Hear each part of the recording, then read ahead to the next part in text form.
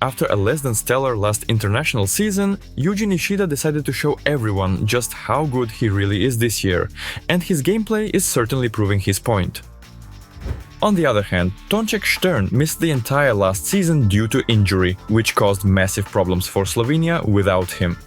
In this year's Nations League, these guys are dominating everything in their path, so it was insanely interesting to see what would happen when Japan and Slovenia faced off on the court in a head-to-head match. Now, in our face-off segment, we have two of the best opposites in the world going head-to-head, and we'll find out who is truly better.